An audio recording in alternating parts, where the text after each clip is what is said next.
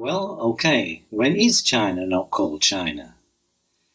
Those foreign nationals who've been in Taiwan for a few years, and or those who know the history of this island, will know the answer to this question. This video is mostly for those who don't. China is traditionally not called China by all those parts of Taiwan's news media whose political affiliations are with the pro-unification so-called Pan-Blue camp. That means principally the Kuomintang or KMT, but also includes a number of smaller parties and independent politicians. Conversely, China is called China by all those parts of Taiwan's news media whose political affiliations are with the pro-independent so-called Pan-Green camp.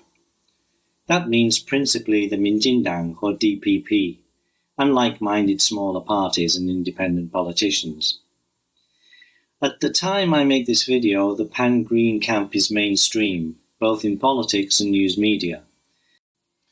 In terms of newspapers, the pro-unification Chinese language news media is led by Lianhe Bao, the United Daily News, and Zhongguo Shibao, the China Times, which, now that the Apple Daily no longer prints, are the second and third biggest selling dailies, after the Pan-Green Zhiyou Shibao or Liberty Times.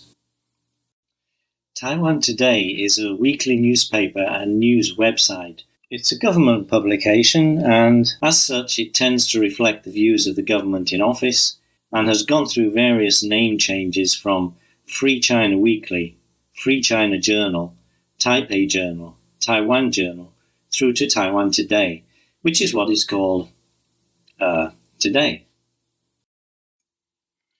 In terms of TV, 中国电视公司 or China TV is a former state-owned station which has remained fervently pro-Pan-Blue, but over the years has evolved from being anti-PRC, like all news media was in the pre-democracy days, to being pro-PRC, like much of today's Pan-Blue news media, but not all of it.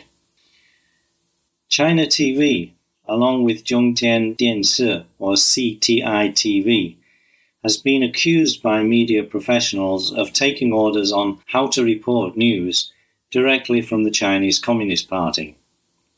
Both are owned by the Wang Jituan or Want Group, whose chairman is a pro-China Taiwanese businessman who prefers to live in Shanghai.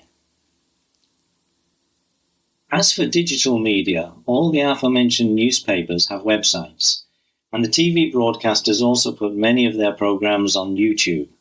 And then there are a few unrelated digital media outlets, such as Yahoo's Taiwan side, which is Pan-Blue in political sentiment.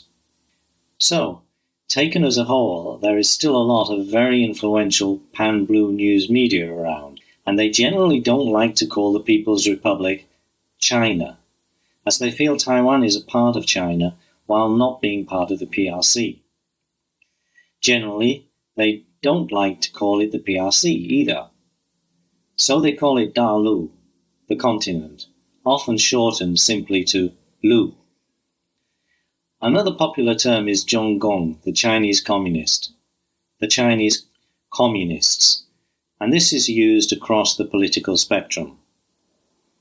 In English, however, even the majority of ardent unificationists are aware that the PRC is generally known as China internationally, so you're unlikely these days to ruffle any feathers by using that term with them. However, it hasn't always been that way. Taiwan's two English-language newspapers in the 1980s and 1990s were the China Post and the China News, and I worked at both of them at one time or another. The News was set up by James Wei, a former KMT propaganda department member, after he fled mainland China in 1949. He went on to head the Government Information Office, which previously had oversight over everything published in Taiwan in any form, ensuring that the wrong terminology, such as calling the PRC China, did not find its way into anything seen, heard or read in Taiwan. After a change of ownership in 1999, the China News changed its name to the Taiwan News, to reflect the reality of the scope of its publication.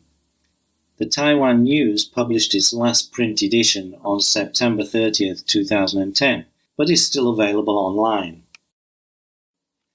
The China Post was the biggest selling English newspaper in Taiwan when I worked there in the early 1990s.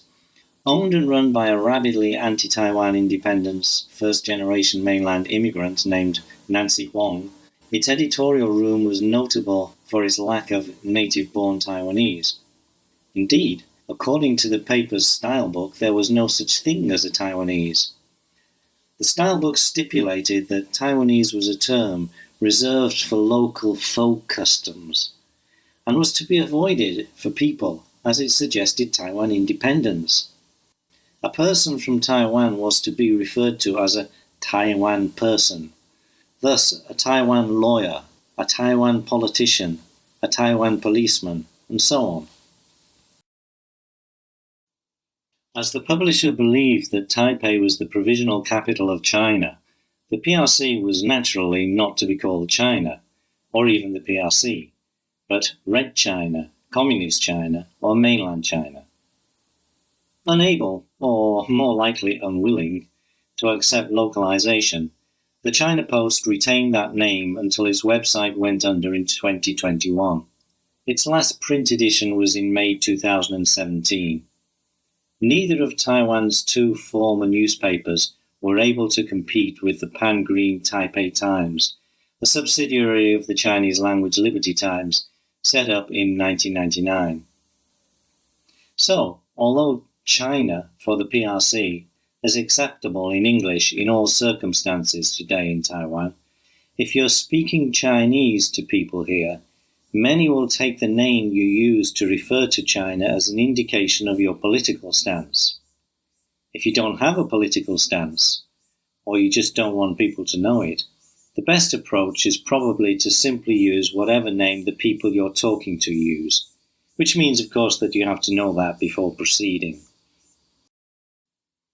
Okay, so this video was not intended as a comprehensive introduction to Taiwan's news media, or even its English language news media. I haven't even mentioned radio stations, for example, but just an explanation of some particular terminology. I'll talk more about Taiwan's news media in future videos. Speak to you later.